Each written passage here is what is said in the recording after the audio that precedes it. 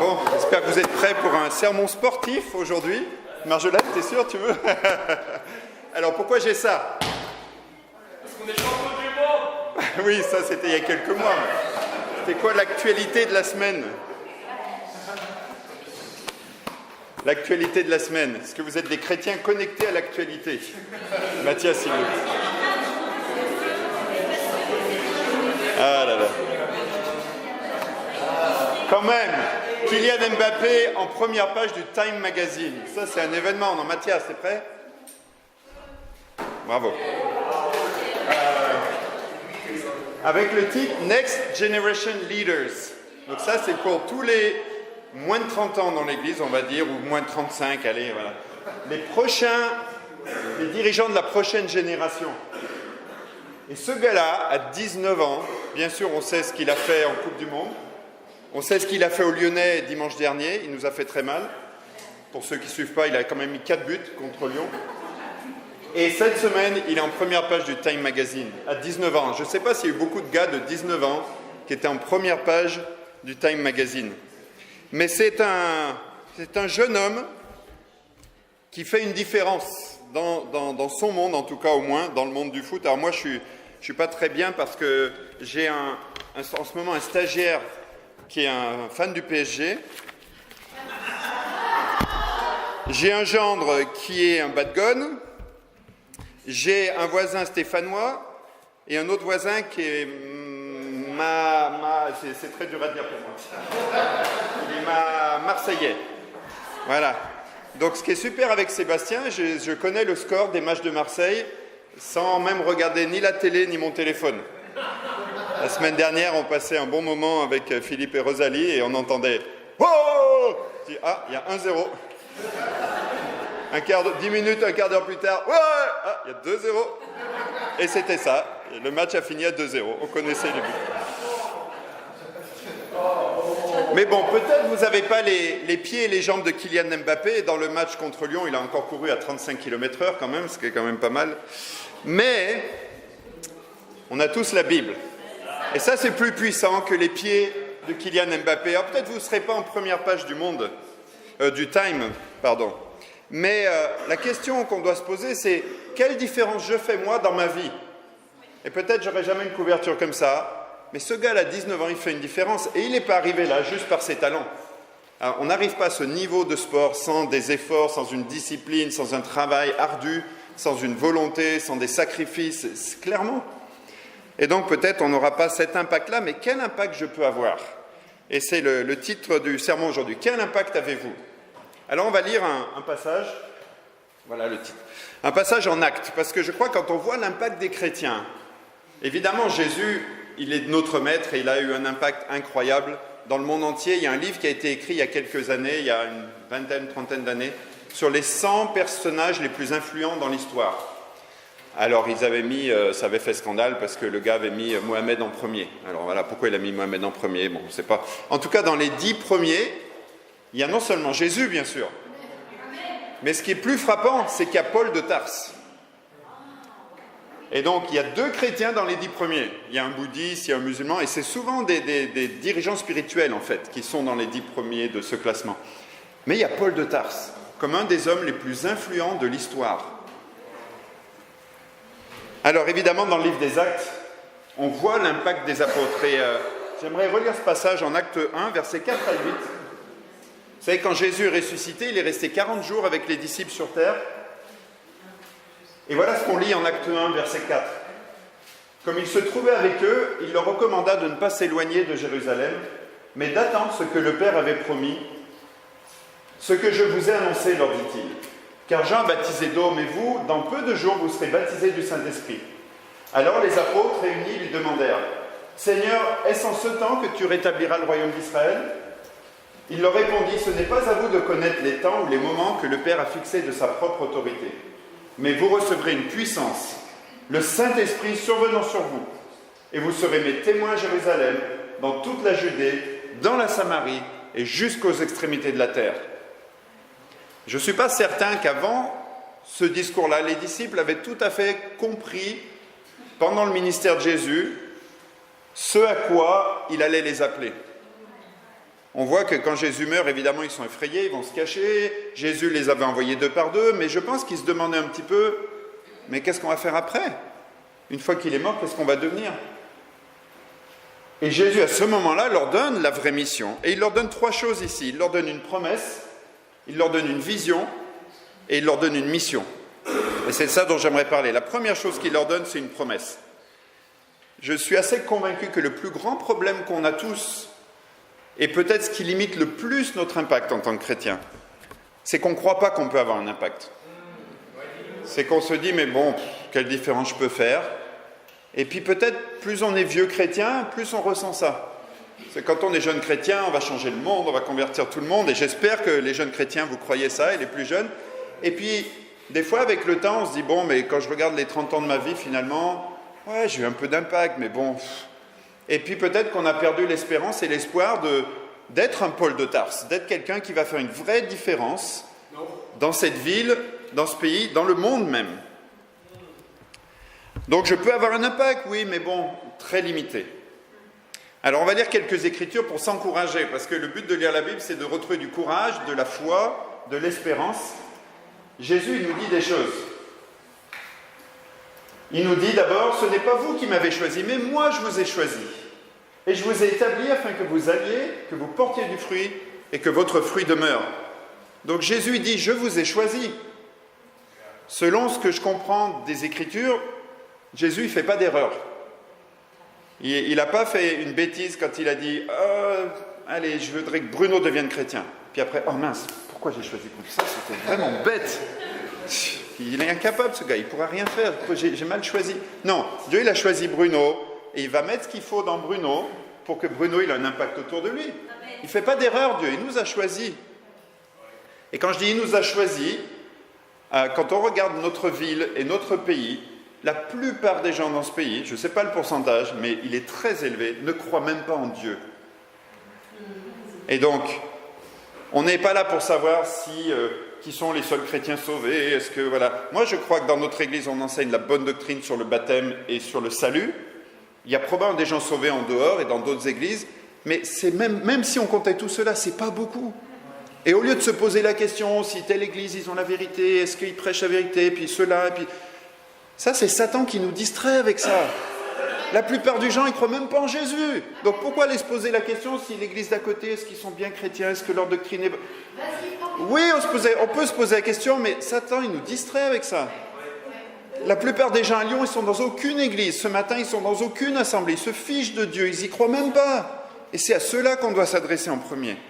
Et donc, Jésus, il dit, je vous ai choisi pour aller vers porter ma parole. Les premiers disciples qu'il appelle, qu'est-ce qu'il leur dit? Je vous ferai pécheurs d'hommes. Il leur fait une promesse, je vais vous transformer, je vais faire de vous des gens qui vont avoir un impact autour de vous. Vous allez aller chercher les hommes en dehors du royaume et les amener dans le royaume. Vous allez aller les pêcher. Et moi, je sais que ça me donne tellement de confiance. Je ne sais pas pour vous, quand je relis Jean 15, je me dis, mais c'est vrai, Dieu, il m'a choisi. Donc, il ne fait pas d'erreur. Et quand je doute, quand je me dis, bon, je n'ai pas l'impact que je voudrais, ou j'aimerais avoir plus d'influence, ou comment on peut libérer la puissance de Dieu encore plus autour de nous? Je me rappelle de Jean 15, 16. Dieu, il me dit, je t'ai choisi. Et je n'ai pas fait une erreur quand je t'ai choisi. Donc tu vas avoir un impact. Mais il faut d'abord croire à cette promesse. Si on ne croit pas à cette promesse, si on ne la garde pas dans notre cœur, bah bien sûr, on va penser de manière humaniste que quelle différence je peux faire moi autour de moi. On ne vit pas sa vie chrétienne pour soi-même. Jésus nous a appelés pour aller faire quelque chose avec une promesse. Et il nous a fait une autre promesse en Matthieu 28, verset 20. Je suis avec vous jusqu'à la fin du monde. Et même si les écolos nous prédisent la fin du monde et tout ça, et ça, honnêtement, entre nous, c'est aussi une distraction. Satan, il nous distrait avec ça. Et donc, on s'inquiète tous, ouais, la planète, l'environnement et tout. Je ne dis pas que ce n'est pas important, mais de toute façon, il faut qu'on fasse attention à tout ça. Le plus important, ce n'est pas qu'on préserve la planète. Vous savez, la planète, elle va nous survivre. Il n'y a aucun problème. La planète Terre ne va pas exploser demain matin. La question, c'est quand les gens meurent, et qu'ils meurent de mauvais environnements ou qu'ils meurent d'autre chose, est-ce qu'ils seront avec Jésus? C'est ça la question importante. Et oui, en tant que chrétien, on doit être responsable et veiller à l'environnement et tout ça, mais si on en fait notre première cause de bataille, ce n'est pas ma première cause. Ma première cause, c'est de sauver les gens. Et oui, en même temps, de leur enseigner, je crois que Jésus, il sera attentif à l'environnement, et c'est important, mais ça peut être une distraction aussi pour nous, ça. Et donc, quand on ne croit pas à toutes ces promesses de Jésus, comment ça s'appelle quand on ne croit pas aux promesses de Dieu? Péché. Oh, toi, tu es direct, mais on y arrive. Un manque de foi. Incrédulité, manque de foi. Et en effet, le manque de foi dans la Bible, c'est un Péché. D'accord. Et qu'est-ce qu'on fait avec un péché? On se repent. Voilà. Donc, si vous avez oublié ces promesses-là, si vous ne les avez pas gardées dans votre cœur, ce matin, c'est un moment de repentance. Je change ma façon de penser. Mais oui, c'est vrai. Et la repentance, c'est pas « Oh, pauvre de moi, je suis nul et je me flagelle ». C'est je change ma façon de penser. Je sors de là, je bombe le torse, je suis fier de qui je suis. Dieu m'a choisi. Je suis un ambassadeur pour Christ. Et oui, je vais avoir un impact simplement parce qu'il m'a choisi. Il ne fait pas d'erreur. Il sait qu'il a choisi. Et ce matin, je priais et je pensais à ce passage. Je disais, mais Dieu, avec tous mes péchés, avec tous mes problèmes, avec toutes mes faiblesses, mais comment? Tu as été incroyable. Tu es incroyable. Oui. Et puis, je me suis rappelé d'un autre passage. 1 Corinthiens 1, versets 26 à 29. Considérez, frères, que parmi vous qui avez été appelés, il n'y a ni beaucoup de sages, on est d'accord, parmi nous, il n'y a pas beaucoup de sages, selon la chair, ni beaucoup de puissants. Bon, Nico, il est assez puissant, il est un peu balèze, mais à part ça, on n'est pas très très puissants les uns les autres. Ni beaucoup de nobles. Bon, il n'y a pas beaucoup de particules dans l'assemblée, donc il n'y a pas beaucoup de nobles non plus. Mais Dieu a choisi les choses folles du monde pour confondre les sages. Dieu a choisi les choses faibles du monde pour confondre les fortes. Donc si vous vous sentez faible, selon Jésus, vous allez avoir un impact incroyable. Parce que Dieu a choisi les choses faibles pour confondre les fortes. Et Dieu a choisi les choses viles. Et il y en a des choses viles dans notre vie. Les choses viles du monde, pour celles qu'on méprise, celles qui ne sont point pour réduire à néant, celles qui sont afin que nulle chair ne se glorifie devant Dieu. Bon, cette écriture, elle est encourageante, c'est vrai. Je me sens faible, je me sens pécheur, je me sens nul, je me sens lâche, je me sens paresseux. Oui, mais Dieu, il va utiliser ses faiblesses pour confondre les fortes. Et donc, je dois me rappeler de combattre l'humanisme dans ma vie. On a une vision humaniste des choses. On se voit avec nos forces, avec... si vous regardez dans le miroir, sauf si vous êtes super orgueilleux, vous allez perdre la foi en 5 minutes. Vous allez vous dire, ouais, évidemment, ce gars-là, comment il peut avoir de l'impact? Regarde là. Regarde. Des fois, on a même du mal à se regarder dans le miroir. Je ne sais pas si vous avez déjà essayé cet exercice. Le matin, vous regardez dans le miroir. En fait, vous ne regardez pas. Vous regardez vos cheveux, les femmes, vous regardez vos sourcils, mais juste posez et vous regardez dans les yeux. Faites cet exercice, c'est vachement difficile. C'est vachement difficile. Et donc, vous voyez ce gars dans le miroir, vous dites, ah oui, vous dites, bien sûr, ce gars-là, il ne peut pas avoir un impact. Ou alors vous vous dites, vous regardez l'église, vous dites, ah, Pierre-Louis, bien sûr, lui, il peut avoir un impact. Il a licence, maîtrise de théologie, bien sûr, lui, il aura un impact, évidemment. Mais moi... Et ça, c'est humaniste de penser comme ça. Ça voudrait dire qu'il faut de la connaissance pour avoir un impact, ça voudrait dire qu'il faut un certain niveau, Et Pierre-Louis aura un impact sur certaines personnes que vous ne pourrez pas, que la plupart d'entre nous, on ne pourra pas avoir, absolument. Si vous discutez avec un théologien de haut niveau, on va manquer d'arguments au bout d'un moment. Alors on appelle Pierre-Louis, Pierre-Louis, viens voir, j'ai quelqu'un de présenté, aide-moi là. Mais c'est peut-être vous qui l'avez invité à l'église, cette personne. Et après, Pierre-Louis vient vous donner un coup de main, mais vous aurez eu aussi un impact. Et puis dans certains domaines, vous aurez plus d'impact que Pierre-Louis. Parce que le gars, les théologiens, les gens qui pensent un peu très haut comme ça l'ennuie, il ne comprend pas. Voilà, il préfère un gars qui va lui parler des choses plus terre à terre, plus simples à comprendre, et ça va le toucher plus que peut-être des arguments théologiques. Et d'autres, vous voyez, et donc, il faut arrêter de penser de manière humaniste. Moi, je garde dans le cœur mon frère Carlos qui va un jour nous rejoindre à Lyon. On travaille dur avec Nouran, avec Marjolaine, avec tous ceux qui essayent d'aider Sébastien pour qu'il puisse un jour déménager à Lyon. Mais j'oublierai jamais que quand on a commencé cette église à Lyon, ça fera 25 ans en janvier. En fait, en décembre, on est arrivé il y a 25 ans ici, les pieds dans la neige. Donc c'est le réchauffement climatique, il n'y a plus de neige maintenant. Mais on a évangélisé pendant 15 jours les pieds dans la neige. Et dans les 4 premiers mois, on avait ce rêve de doubler l'église. On était 8. Et Dieu l'a fait en 4 mois. Au mois d'avril, on était 16. Il y a un frère parmi les 8 qui avait baptisé 3 personnes. Et c'était Carlos. Si vous connaissez Carlos, il fait la moitié de ma taille à peu près. Il est tout maigre, il est presque aveugle, il est à moitié sourd. Et il aurait toutes les raisons de penser, quel impact moi je peux avoir. Mais il avait une foi en Dieu incroyable. Il partageait sa foi comme un dingue, il avait honte de rien, il en parlait à tout le monde et il touchait le cœur des gens. Et il avait un impact. bien plus que moi qui étais évangéliste, qui prêchait, qui connaissait la Bible et tout. Il a eu plus d'impact que moi les 4 premiers mois.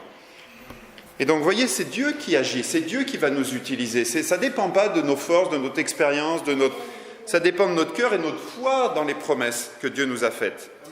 Donc, 2 choses à retenir. Dieu ne fait pas d'erreur, il nous a choisis et il est fidèle à ses promesses. Chacun ici peut être un Élie, amen. Chacun peut être un Ananias. Ananias, c'est celui qui a converti Paul. La Bible dit il y avait un disciple. Ananias était un disciple. Je ne dis pas que c'était un docteur, un évangéliste, c'était un disciple.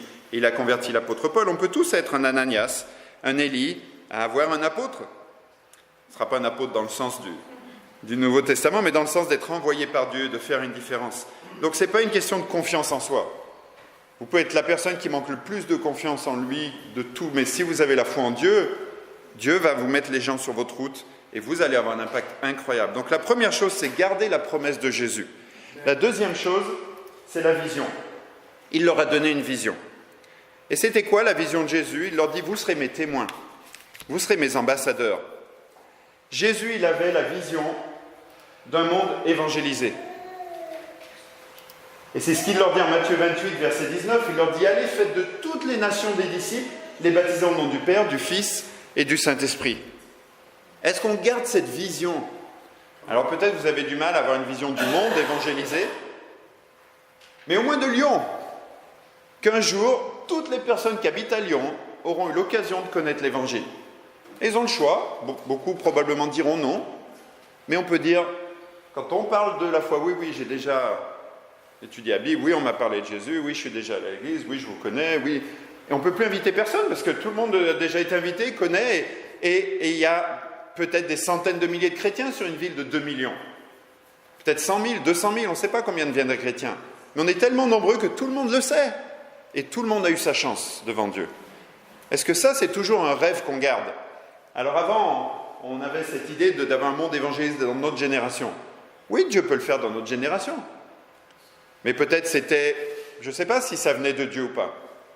Mais d'avoir la vision d'un monde évangélisé, peu importe le temps que ça prend. Est-ce qu'on a gardé ça, ou on a tout jeté, et puis on ne croit plus à rien, ou on croit toujours dans ce que Jésus nous dit? Allez, faites de toutes les nations des disciples. Et c'est ce que les disciples ont fait. C'est ça qui est incroyable. Quand on regarde le livre des Actes, en Acte 17, ne les ayant pas trouvés, donc ils cherchent les frères, ils traînèrent Jason et quelques frères devant les magistrats de la ville en criant « Ces gens qui ont bouleversé le monde sont aussi venus ici. » Quelques mois, quelques années après, ils avaient bouleversé le monde. Tout le monde les connaissait. Et en Colossiens, verset 6, on dit « Il est au milieu de vous », donc on parle de l'Évangile, « et dans le monde entier, il porte ses fruits et il va grandissant. » Dans le monde entier. Donc si nos frères et sœurs du 1er siècle, avec la technologie qu'ils avaient, qui était quand même assez limitée, ont été capables de faire connaître le nom de Jésus dans le monde entier, qu'est-ce qu'on peut faire, nous, parce qu'on a la même Bible, la même écriture, et en plus on a des petits outils comme ça qui sont fabuleux. On n'a plus à faire la queue dans des cabines téléphoniques, vous vous rappelez, les vieux chrétiens, pour appeler nos amis et nos contacts, pour les faire venir à l'addition sur la Bible. Maintenant, on envoie un texto. S'il ne répond pas, on lui renvoie un autre texto, puis un autre. C'est tellement simple. Donc il faut qu'on capture la vision de Jésus. Alors, j'ai une petite vidéo, je crois que normalement le son doit fonctionner. C'est un petit truc, vous l'avez peut-être vu sur Internet, en tout cas ça m'a inspiré.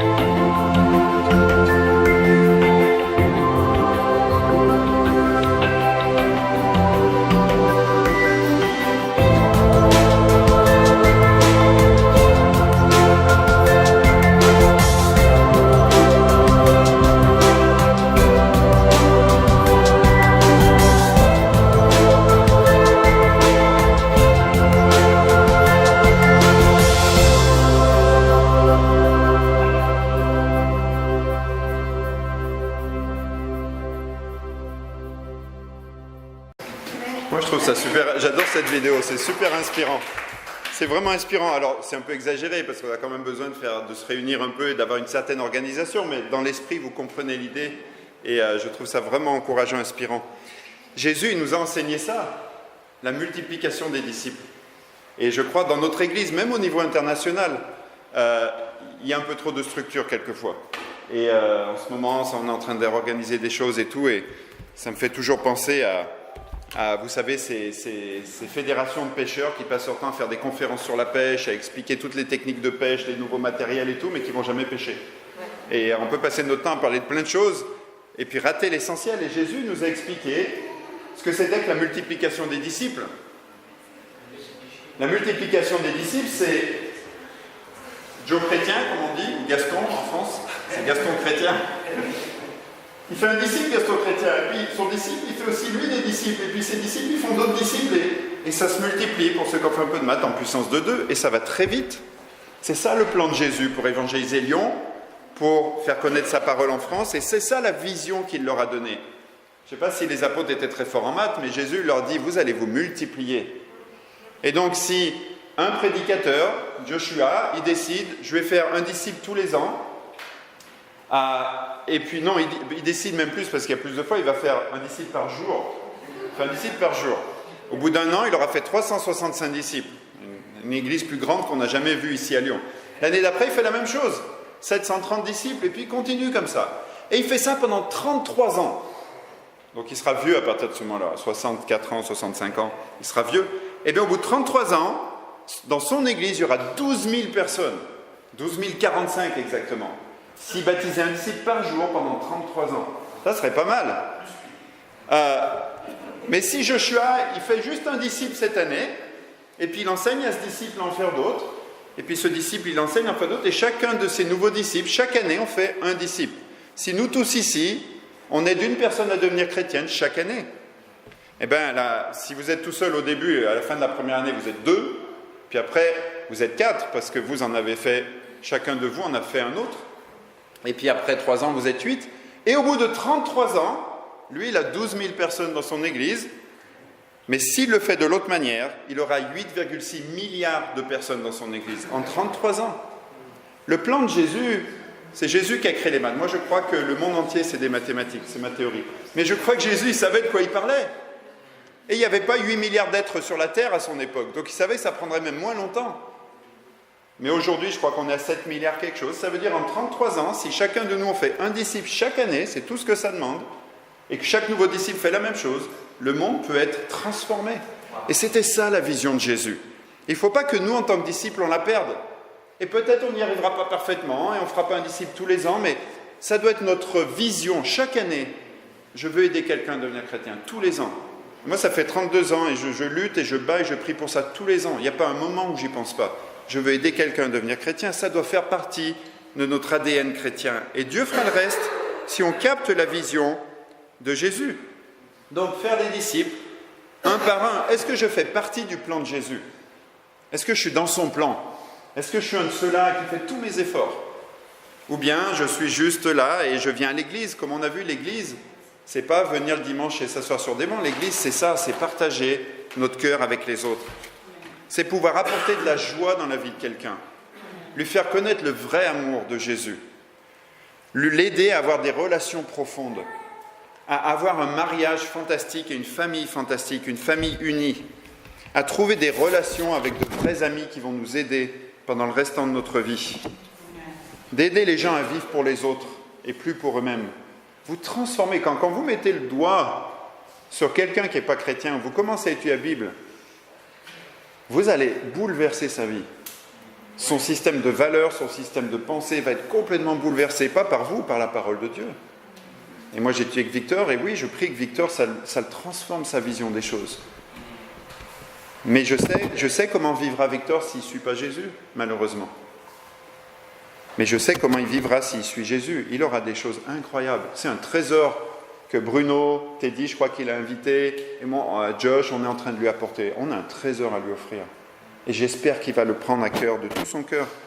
Mais on a ce pouvoir, par la puissance de Dieu, d'amener ce cadeau à quelqu'un d'autre. Il ne faut pas se leurrer, les gens qu'on voit autour de nous, ils n'ont pas ça. Ils n'ont pas un dixième de ce qu'on a en tant que chrétien. Il suffit de parler avec eux, d'ouvrir notre cœur avec eux, qui vous parlent de leur vie. Et on voit la tristesse, le vide qui est au fond d'eux. Donc chacun de nous, on peut faire une différence. Chacun de nous, on peut faire le changement dans la vie de quelqu'un, de notre voisinage, au travail, dans notre quartier, là où on sera. Mais on doit capter la vision de Jésus et jamais oublier ce à quoi il nous appelle. Et donc ça, c'est cette vision. Et ensuite seulement, quand on a les deux, quand on a gardé la promesse et on a capté la vision, on peut commencer à œuvrer, et ça s'appelle la mission.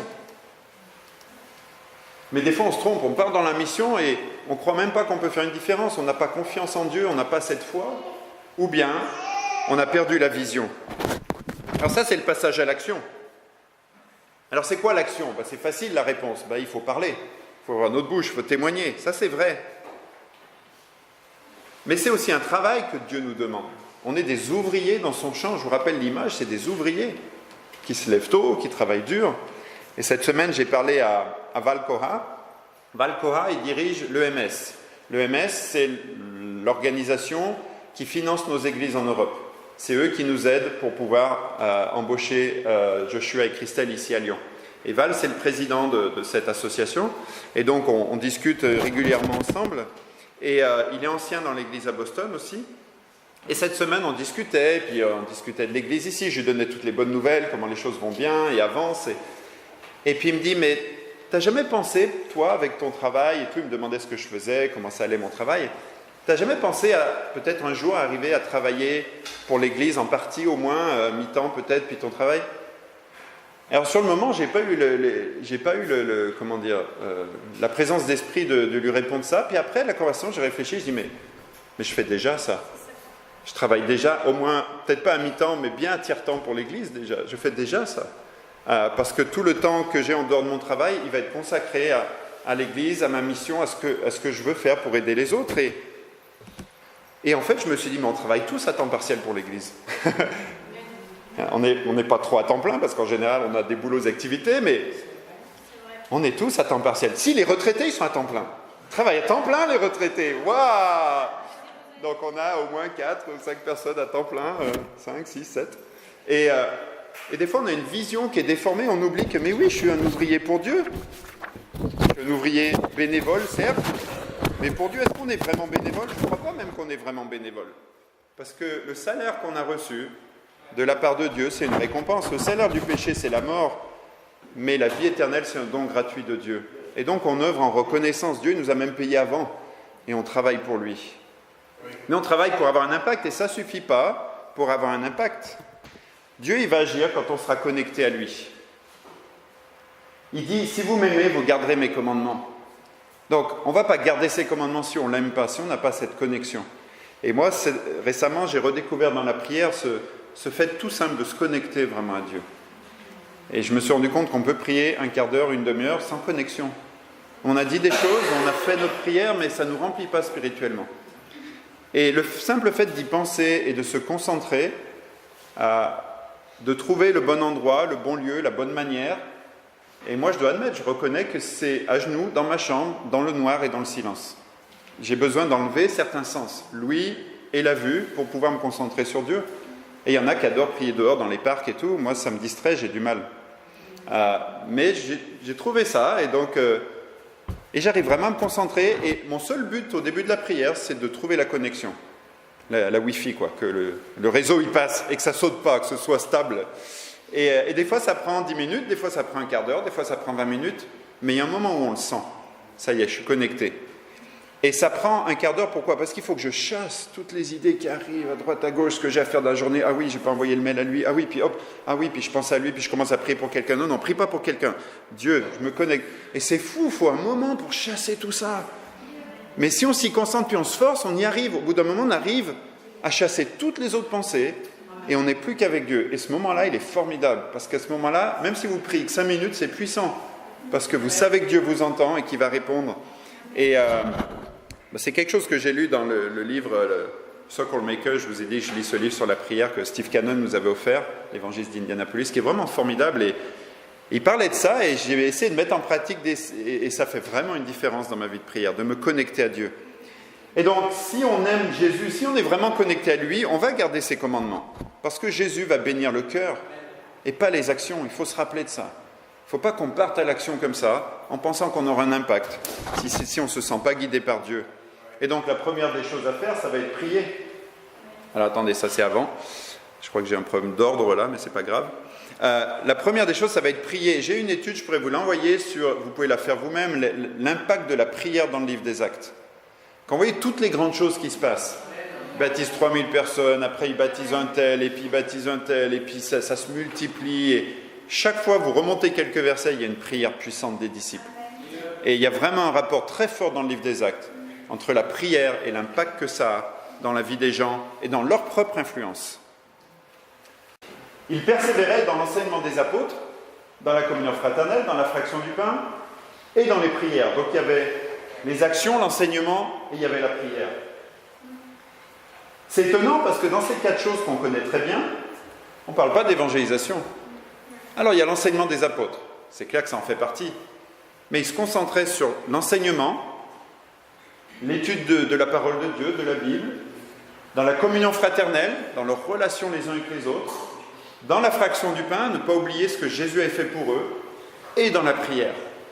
Et le résultat de ça, c'est que les gens devenaient chrétiens, ils avaient un impact incroyable. La crainte s'emparait de chacun, il se faisait beaucoup de prodiges et de miracles par les apôtres. Tous ceux qui croyaient étaient dans le même lieu, ils avaient tout en commun, ils vendaient leurs propriétés et leurs biens, ils en partageaient le produit entre tous, selon les besoins de chacun. Ils étaient chaque jour ensemble, assidus au temple. Ils rompaient le pain dans les maisons et prenaient leur nourriture avec joie et simplicité de cœur, louant Dieu et trouvant grâce auprès de tout le peuple. Et le Seigneur ajoutait chaque jour ceux qui étaient sauvés. Le Seigneur les ajoutait, parce qu'eux, ils se concentraient sur les bonnes choses. Et donc, qu'est-ce qu'ils devaient faire pour... C'est intense comme vie, ça. C'est quand même assez intense.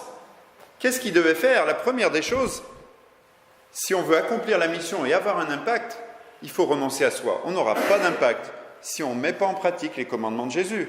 Et un des commandements principaux, c'est renoncer à soi-même et porter sa croix. Ça veut dire quoi? Faire des efforts. Ça veut dire faire des efforts pour étudier la Bible avec les gens, pour nos relations, pour servir, ça demande des efforts. Mais c'est tellement bon quand on fait des efforts et que Dieu bénit nos efforts. Et en ce moment, j'étudie avec Victor, j'étudie aussi avec Roland, quand on peut se voir, parce qu'il est très occupé, cet homme-là, il voyage dans tous les pays du monde, mais d'ouvrir la Bible avec quelqu'un, c'est tellement incroyable. Et puis récemment, j'ai commencé à étudier avec Stéphane, qui est un jeune homme formidable. Et après, on se sent tellement bien. Quand on ouvre la Bible avec les gens, c'est un sentiment, mais c'est ça ma raison d'être. Il n'y a rien qui me remplit plus que ça, de pouvoir transmettre ce que Dieu m'a donné à quelqu'un d'autre. Il n'y a rien qui même s'approche de ça. Même un bon match de foot, même quand Marseille bat Lyon, Sébastien, ça ne s'approche pas de ça. Il n'y a rien qui s'approche de ce plaisir-là. Et ceux qui sont impliqués dans des études avec les autres, ils le savent bien. Demandez à Bruno, demandez à Teddy qui étudie. Bruno, il a aidé son ami Julien à devenir chrétien. Super de te voir, Julien. Et puis Teddy, il a invité Victor. Et quand on est avec les gens comme ça, c'est formidable. Je suis fier de Bruno. Bruno, il a un impact. Il fait une différence autour de lui. Parce qu'il croit à ses promesses. Et puis, voilà, Dieu est là, Dieu est présent. Et on peut se dire, bon, si Dieu fait ça dans la vie de Bruno, Dieu peut faire la même chose dans ma vie. C'est ça l'inspiration. Vous avez entendu les bonnes nouvelles, sa vie de prière, la foi et tout. Dieu peut faire la même chose pour moi aussi. Donc, ok, je vais y aller. La deuxième chose, renoncer à soi-même, c'est aussi combattre les mauvaises habitudes. Alors, dans l'Église, avant, on en avait beaucoup des mauvaises habitudes. Mais je crois qu'on en a beaucoup de nouvelles aussi aujourd'hui. On a créé des nouvelles habitudes.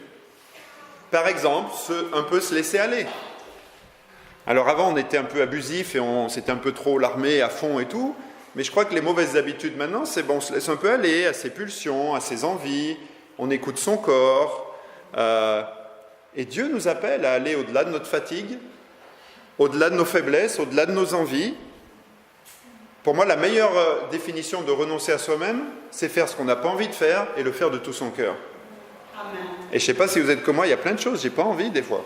J'ai pas envie de me lever, j'ai pas envie de faire un effort, j'ai pas envie de me déplacer, j'ai pas envie de... Mais je vais le faire parce que Jésus m'appelle et parce que je crois qu'il va m'aider et qu'il va me donner la puissance. Il l'a promis. Il y a une mauvaise manière de penser qui peut s'installer petit à petit, c'est-à-dire si je ne le sens pas, je ne le fais pas. Ou si je ne vais pas bien, je ne peux pas aider les autres. Là, vous avez oublié ce qu'on a lu au départ. Dieu va utiliser les choses faibles du monde. Moi, il y a des moments, j'étais dans un état spirituel minable. Et puis, on allait partager notre foi, ou j'allais dans une étude, et puis Dieu savait utiliser ma petite minabilité, si ça se dit, pour avoir quand même un impact dans quelqu'un, parce qu'il va regarder mon cœur. Oui, t'es minable, mais au lieu d'avoir pitié de toi et de rester dans ton coin, crois à la puissance de Dieu, il saura t'utiliser. Laisse-le faire. Oui, t'es minable, t'as péché, t'es un gros pécheur cette semaine, mais laisse Dieu faire. Mets-toi dans ses mains, il saura lui t'utiliser. Sinon, c'est une vision encore très humaniste, c'est la sagesse humaine. Où est-ce que vous voyez cette manière de penser dans la Bible? Si je ne le sens pas, je ne le fais pas, et je vais me sentir hypocrite, et c'est pas bien. Non, laissez-vous utiliser par Dieu. Dieu fera le reste. Qu'est-ce que dit Jésus en Jean 21 à Pierre? Quand Pierre, il est au fond du trou spirituellement, il lui dit, paie mes agneaux, va, fais ce que je te demande. Et Pierre, il était honteux, il avait renié Jésus 3 fois, et Jésus lui dit, est-ce que tu m'aimes? Oui, je t'aime, est-ce que tu m'aimes? Mais qu'est-ce que lui dit Jésus? Paie mes agneaux, va faire la mission, va faire ce que je te demande de faire. Et il ne lui a pas dit, écoute, quand tu iras mieux, fortifie-toi d'abord, et puis peut-être dans 2-3 mois, tu pourras faire quelque chose, mais pour l'instant, tu es dans un tel état, mon pauvre Pierre, qu'est-ce que tu vas faire? Tu n'auras aucun impact. Ce n'est pas ce qu'il lui a dit. Donc rappelons-nous de ça. Un disciple est toujours prêt à tout faire, à tout quitter, aller n'importe où, faire n'importe quoi pour Dieu, parce qu'il a donné sa vie à Jésus. On ne doit pas oublier ça, ça c'est une bonne chose. Et dans tout ce qu'on fait, on doit se poser cette question. Quel impact ça va avoir dans la vie des gens autour de moi? Au travail, dans ma vie, à l'église. Il persévérait dans tous ces trucs-là. Dans les relations, c'était tellement important. On va parler de la famille, le thème de la retraite, c'est la famille. C'est tellement important. Il faut quand les gens viennent parmi nous, ils disent, j'ai jamais vu quelque chose qui ressemble de près ou de loin à ça. Ce que vous avez là, les relations que vous avez, c'est incroyable. Et c'est incroyable. D'accord? C'est pas que ça va être incroyable après la retraite, c'est déjà incroyable. Les gens, ils sont touchés quand ils viennent. Le thème de la retraite sera comment on peut aller plus loin encore? Comment on peut encore faire mieux? Mais l'église, c'est la famille. D'ailleurs, à ce sujet, un petit rappel, l'église, le dimanche, commence à 10h. Et ça commence avec la communion fraternelle. Il me semble qu'on s'était mis d'accord, n'est-ce pas, en tant que famille, que l'église commence à 10h, pas à 10h30. Et puis, les mauvaises habitudes se prennent, puis il y a un petit décalage petit à petit. Puis, à 10h30, tout le monde est là. Mais quand vous venez à l'avance, vous pouvez accueillir vos frères et sœurs, dire bonjour, comment s'est passée la semaine. Et puis, le premier chant commence, on y est, on est là avec tout notre cœur. Mais si on arrive à tout, bonjour, bonjour, ça commence, je m'assois. C'est compliqué d'être là. Mais la communion fraternelle, ça fait tellement partie du culte à Dieu. C'est aussi être ensemble. Et puis servir. Après de combattre les mauvaises habitudes, renoncer à soi. Bien sûr, venir aux réunions, être présent, s'impliquer, et puis servir. Donc on a parlé d'être des serviteurs. La dernière fois que j'ai parlé, c'était il y a un mois, je crois. De combattre cette idée de clergé laïque. Et merci pour tous ceux qui ont répondu à l'appel, et c'est génial. Mais il y a des noms qui ne sont encore pas sur la petite feuille qui est par ici. Je ne vais pas dire les noms, je ne sais pas. Mais... Voilà. Et il y a un côté qui m'étonne un petit peu, et qui m'inquiète aussi. Parce que si vous êtes un disciple de Jésus, ça fait un mois, j'ai renvoyé 2 mails. Certains, il y a 0 réponse. 0. Même pas une réponse au mail. Je me dis, mais... Ça me pose vraiment question. Est-ce que vous avez écouté l'appel de Jésus à vraiment servir, à ne pas être une église clergée laïque, mais vraiment être ensemble? Et je pense que les dirigeants, on a fait notre part de remise en question et tout, mais on veut vraiment appeler chacun à servir dans un domaine. Et peut-être vous n'avez pas mis votre nom et vous êtes un super serviteur, peut-être vous avez oublié, peut-être... Ok. Donc la grâce de Dieu est là, pas de problème, la feuille est là, vous pouvez continuer à la remplir, mais répondons à l'appel de Jésus. Gardons le zèle. Je crois qu'il y avait une chose qu'on avait dans l'église avant qui était géniale. Il y avait du zèle. Il y avait de la folie un peu, les choses folles du monde. Il y avait cette envie de plaire à Dieu et de servir Jésus. Et il faut qu'on retrouve ça. C'est cet engagement du cœur. Et donc, rengageons-nous. La retraite va arriver. Et merci aux Paquis, à ceux de l'équipe événementielle qui organisent ça de main de maître. Mais ce n'est pas parce qu'il y a des noms sur la feuille. Alors, événementiel, c'est Laurent, Gérald, Fabienne, Laetitia et Mary. Ok, super. Mais... demandons à ces gens-là, qu'est-ce que je peux faire pour aider? La retraite arrive, je peux aider aussi.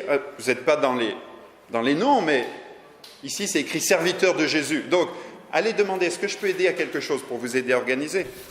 Et puis surtout, la manière dont vous pouvez aider le plus, c'est inviter vos amis vos amis, vos voisins, vos connaissances, aussi les gens des autres églises. On va envoyer des mails pour remplir le centre et que ce soit une grande fête tous ensemble. Et puis la dernière chose que je veux dire pour accomplir la mission de Jésus, qui est tellement important, c'est de s'impliquer dans notre communauté, s'impliquer dans la vie des gens autour de nous. Hier, c'était super avec Marie-Faustine, que vous connaissez, et puis Claire-Hélène, qui joue du violon. On est allé faire de la musique dans un de mes EHPAD. Donc c'est la première fois qu'on allait dans un de mes EHPAD à Annecy, dans une maison de retraite, et c'était fantastique. C'était exceptionnel. On avait des gens, on a fait 2 fois la représentation. La première fois, c'était des gens extrêmement désorientés. Maladie d'Alzheimer, qui avaient le regard ailleurs.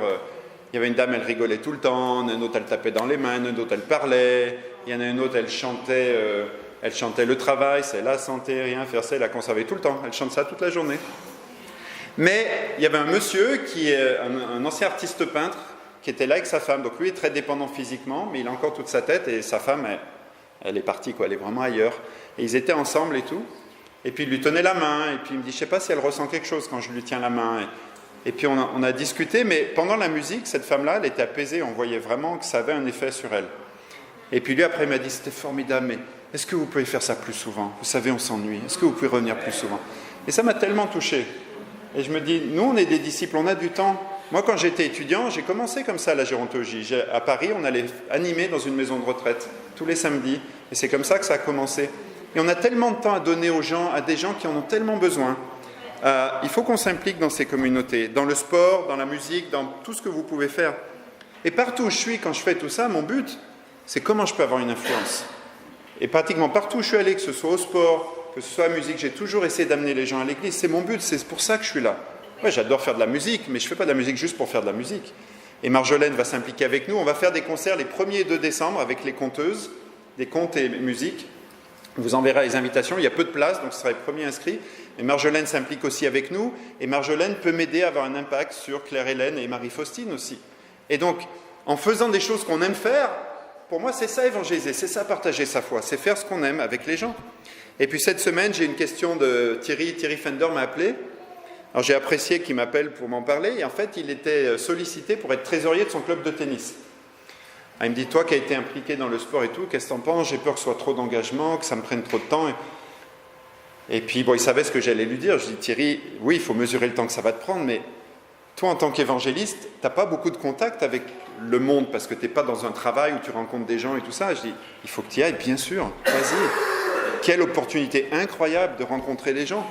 Tu vas rencontrer tous les membres du club, tu vas être présent, tu sers en plus la communauté, tu fais quelque chose qui est bien pour les enfants.